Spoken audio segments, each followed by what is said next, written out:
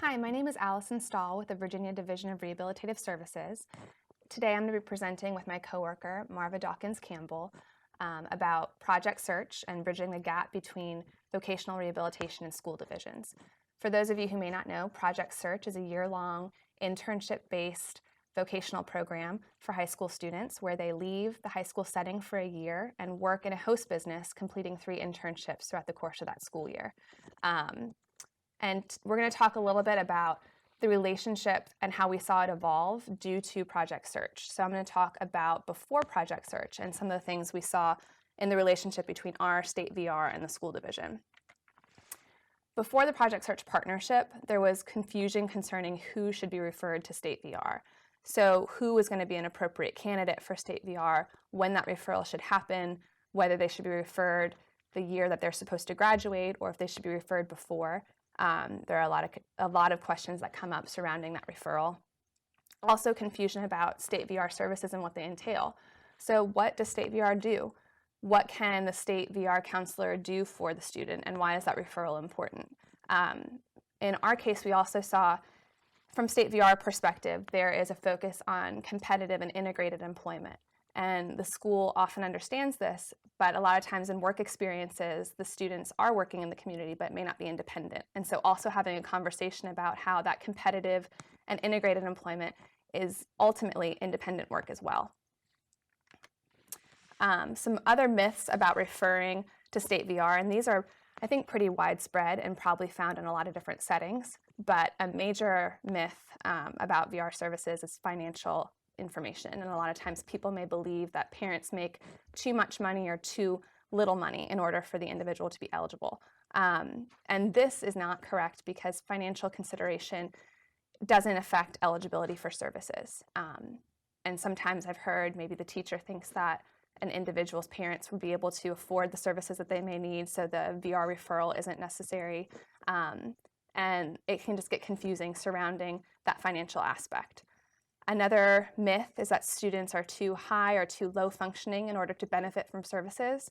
I always kind of say, as a rule of thumb, when you're in doubt as to whether a student would benefit from services, go ahead and make the referral, because as state VR counselors, it's our job to look over that information and to ask the questions and to decide that to decide whether they're eligible for services. And we can also use assessments to help us do that if we need more than just the information.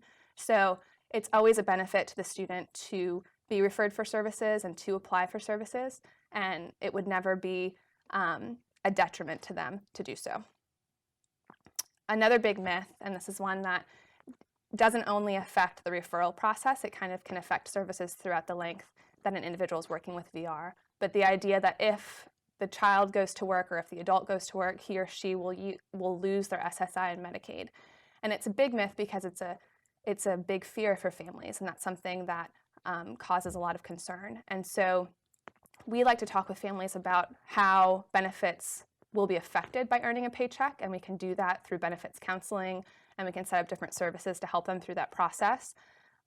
But a way that we often explain it to them is that even if your benefits are affected and your SSI amount decreases, that decreased SSI amount together with the paycheck that the individual is now earning is almost always more than the original SSI amount. And so you're almost always in a better situation than you were before you started working.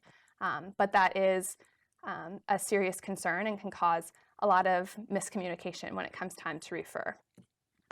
Some other roadblocks in the referral process between state VR and the school division that we saw: personnel turnover. So if counselors leave their caseloads or leave offices, and if teachers maybe move classrooms or change to a different school within the division, that relationship can be affected, and it kind of can cause a communication breakdown and some confusion about who's responsible for referrals.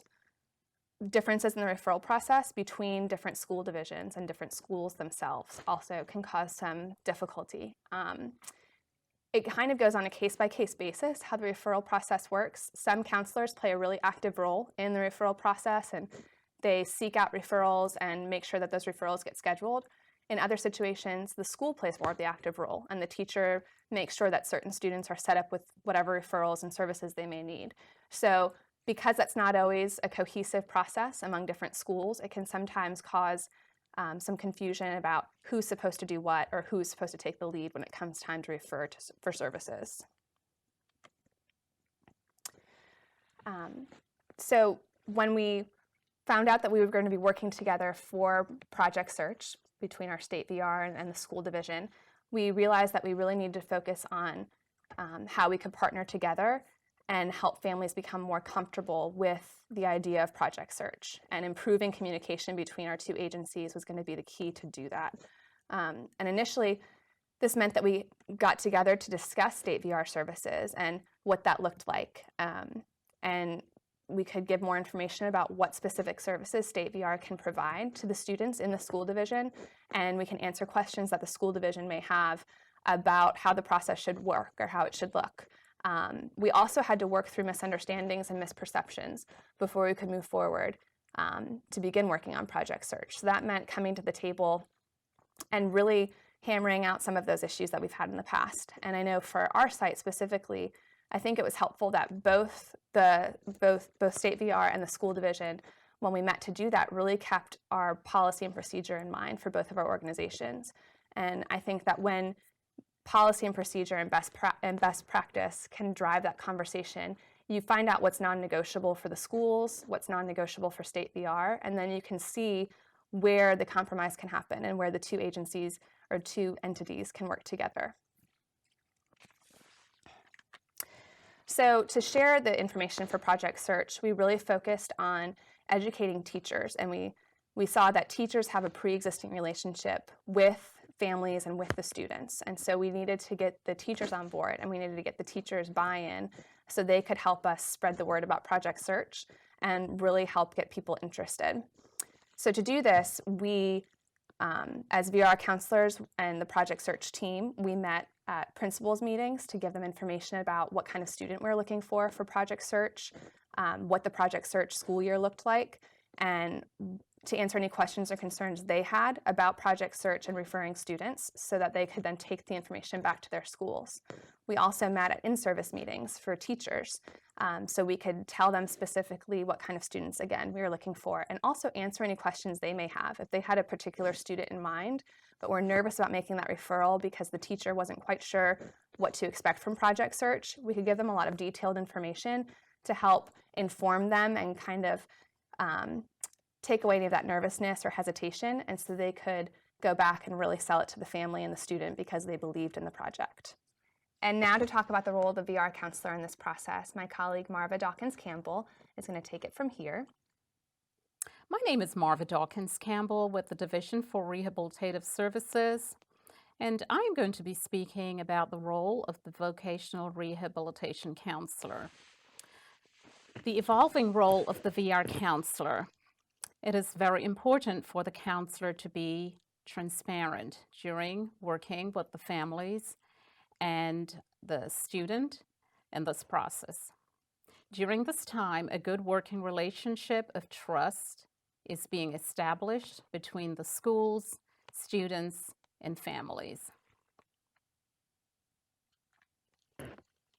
As a VR counselor approaching this program as out of the box from the typical VR intake process is very important. The counselor must be ready to address questions and concerns from parents and students, and so extra time must be given during this phase. As a counselor, I must understand that parents will have questions, they will be nervous, and they may sometimes be apprehensive about Project Search. And so again, being transparent, being able to build that trusting relationship will make a transition from the time that we meet with the families until their loved ones really have completed the Project Search experience. The intake is also a time to help families become open in discussions about their financial information. This will include Social Security income and Social Security disability income, the difference between the two, and financial participation. Families often become anxious about their young adults losing the benefits, and so the VR counselor must be able to provide that assurance that there are services and that working is always better. We must be able to educate families on community agencies, such as the local Center for Independent Living, the Department for Human Services, Social Security Administration, and paratransit. All of these tie into the successful experience that young adults will have in preparing for work. And this process is also a multifaceted approach. How can we demonstrate the value of our services? We must continue to develop positive relationships by providing open and timely communication between state VR and the school divisions. We must be accountable to the referral source. For example, we should be able at the end of each school year to submit a data sheet so that the school divisions will have an updated log of what has happened, what has transpired with the transition students that they have referred to the VR agency. And so outcome is really, really important. This can be done by keeping a log of referrals by schools, making sure that every referral is logged, and at the end of the school year, being willing to forward that information so that the teachers and the individuals responsible for the referrals, they know, they feel involved, they see success, they see outcome. One of the things that we should also be prepared to do, and I have personally done this, is to speak at in-service meetings and share the successful outcomes of Project Search. It gives me great pride to be able to do this as a counselor because I see the progress of the interns from day one in the Project Search side until the day of graduation, and finally when they are placed on a work site. When the principals and teachers have a clear understanding of what we do as a state VR agency, they will be inclined to increase referral of their students and also to educate the parents on our services and also the success. As we speak about outcome, I would like to share a quote from a Project Search parent. I am so grateful for Project Search. This program gave my son and other students with autism an opportunity to train and grow and to become productive citizens. It's an opportunity they would not get otherwise. As we continue to look at outcomes, improved and open communication between state VR and the school division is very important. This process must continue to be a smooth transition. We must be open to each other. There are times that the schools will have questions, and the VR counselor must be able to answer those questions to the best of his or her ability so that, again, we continue to speak about the program and the successes that we are experiencing. The Project Search VR counselor now work as a liaison between the VR agency and other counselors and the school division. Our role, again, is a very multifaceted role, and sometimes we have to be able to share information. You know, we may get a call that says, we would like for you to speak about Project Search, speak about the VR agency. And so as a VR counselor, this is a time for us to really elaborate, stress the importance of communications between the two partners so that our projects will continue to be successful.